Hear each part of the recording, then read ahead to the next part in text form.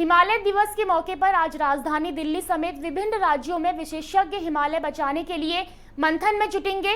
Corona संकट के चलते इस बार वेबिनार के जरिए विमर्श होगा। दिल्ली में केंद्रीय शिक्षा मंत्री रमेश पोखरियाल निशंक की अगुवाई में होने वाले इस वेबिनार में उपराष्ट्रपति एम वेंकैया नायडू मुख्य अतिथि होंगे। इस बार हिमालय दिवस की थीम हिमालय और प्रकृति रखी गई है। हिमालय दिवस के अंकुर 2010 में हिमालयी राज्य उत्तराखंड की धरती पर फूटे थे। हिमालय यूनिटी मिशन के बैनर तले प्रसिद्ध पर्यावरणविद सुंदरलाल बहुगुणा, डॉक्टर अनिल प्रकाश जोशी, राधा बहन सहित अन्य पर्यावरणविदों और कार्यकर्ताओं ने यह पहल की और 9 सितंबर को हिमालय दिवस मनाने की परंपरा शुरू की।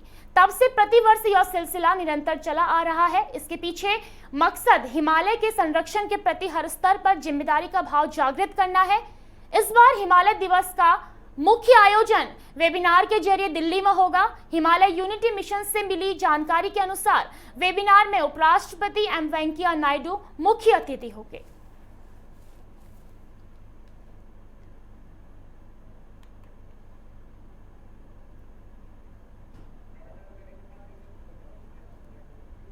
और इस खबर पर जानकारी के लिए हमारे साथ जुड़ चुके हैं योगेश सेमवाल। योगेश, आज हिमालय दिवस है, इस हिमालय दिवस की परंपरा कब से शुरू हुई?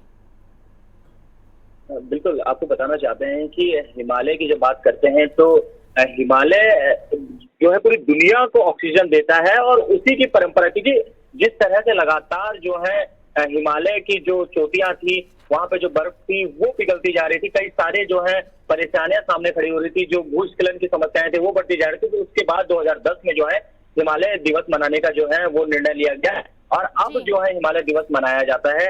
हर साल जो है हिमालय दिवस लगातार मनाता आया जा रहा है और इसी के तहत आज भी जो है वो मनाया जाएगा। अगर बात करें हिमालय दिवस की तो आज भी एक वेबिनार सेमिनार जो है वो होगा, जिसमें जो शिक्षा मंत्री हैं रमेश पोखरियाल निशंक वो मौजूद रहेंगे। और सबसे बड़ी बात है कि उपराष्ट्रपति वेंकैया नायडू जो है वो मुख्य अतिथि के तौर पर वहां पर मौजूद रहेंगे। उसके साथ ही कई सारे पर्यावरणविद, फिर चाहे हम सुंदरलाल बहुगुणा की बात करें, अनिल जोशी, प्रकाश जोशी की बात करें, ये सभी जो है इसमें जुड़ेंगे और अपनी बात को रखेंगे।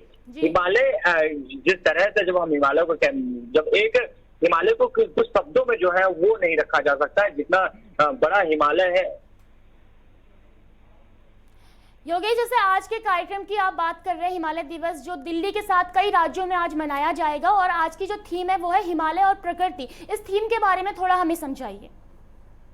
बिल्कुल, जिस तरह से थीम रखी गई है हिमालय और प्रकृति, जब हम हिमालय की बात करते हैं तो अपने आप जो है वो प्रकृति की बात हो जाती है। यानी कि प्रकृति ही, जब अगर आप हिमालय को बचाएंगे तो अपने आप प्रकृति बचेगी और प्रकृति बचेगी तो अपने आप जो है वो दुनिया भी बचेगी। जिस तरह से अब इस थीम को रखा गया है, यानी कि एक दूसरे के पूरक रखा गया है कि हिमालय है तो प्रकृति है।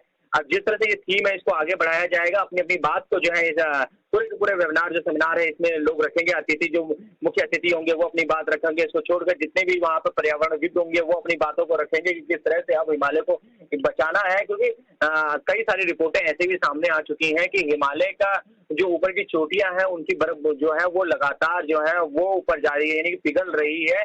और हिमालय की जो बर्फ आप देख सकते हैं कि खुद उत्तराखंड कई सारा ऐसा उदाहरण है जहां पर पहले जो है बर्फ गिरती थी, लेकिन अब स्थिति यह है कि उन जगहों में बिल्कुल बर्फ नहीं गिर रही। यानी कि हिमालय की जो स्थिति है वो खराब होती जा रही है, हिमालय जो है वो कमजोर हो रहा है। इन सब चीजों को देखते हुए जो है हिमालय दिवस जब मनाया जा रहा है तो उसमें सही से बातें रखी जाएंगी।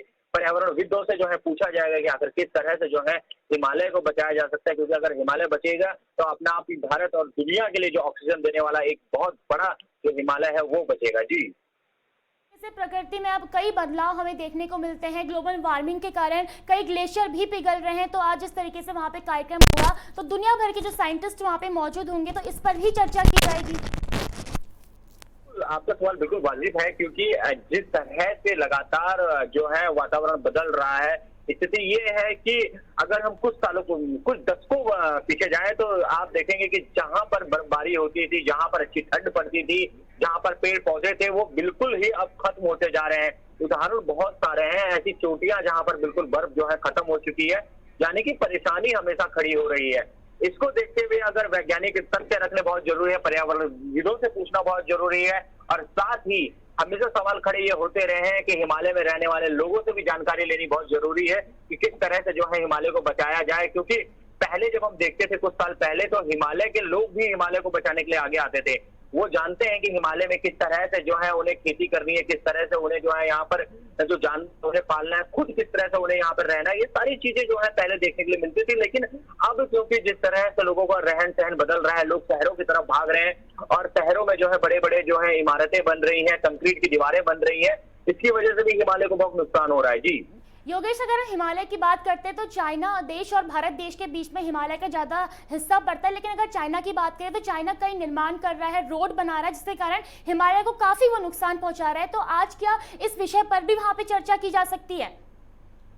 बिल्कुल, इस विषय में हमेशा से चर्चा होती रही है कि क्या हिमालय में सड़कें होनी चाहिए कि नहीं होनी चाहिए, होनी भी चाहिए तो उनकी कितना दायरा होना चाहिए, कितने मीटर की सड़क होनी चाहिए। जहां तक रही चाइना की बात, चाइना अगर अपने साइड से सड़क बना रहा है तो उसकी सड़कें जरूर जो है बहुत ही बड़ी और हिमालय को जो है वो काटते हुए आगे बढ़ रही है।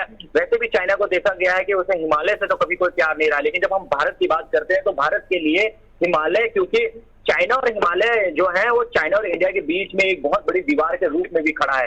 यानी कि हमें उस दीवार को भी बचाना है, अपने देश को भी बचाना है और दुनिया के लिए जो ऑक्सीजन का एक बहुत बड़ा भंडार है उसे भी बचाना है। लेकिन सड़क भी उतनी ही जरूरत है। अगर वैज्ञानिक तत्वों को देखते हुए सही तरीके से अगर सड़कें हम भी बनाए तो वो बहुत ही ज्यादा अच्छा जो है वो भारत के लिए रहेगा। सड़कें बन भी रही हैं, जिस तरह से आप देख रहे हैं उत्तराखंड में जो है ऑल वेदर रोड के जो है वो लगातार काम चल रहा है। अन्य जगह भी जो है, चाहे हम सिक्किम की बात करें, अन्य जगहों की बात करें, जो भी हिमालय की पूरी रेंज है उसमें लगातार जो है वो सड़कें बनाई जा रही है, यानी कि बहुत ही अच्छी तरह से काम हो रहा है। लेकिन हमें सबसे ज्यादा जरूरी ये है भारत सरकार को कि किस तरह से जो है वो हिमालय को भी बचाया जाए। यानी वैज्ञानिक तौर पर भी हमें बहुत ज्यादा जरूरत है ये देखने की कि हिमालय भी बचाना बहुत जरूरी है, इसके साथ ही विकास करना भी बहुत जरूरी है। जी धन्यवाद योगेश तमाम जानकारी देने के लिए।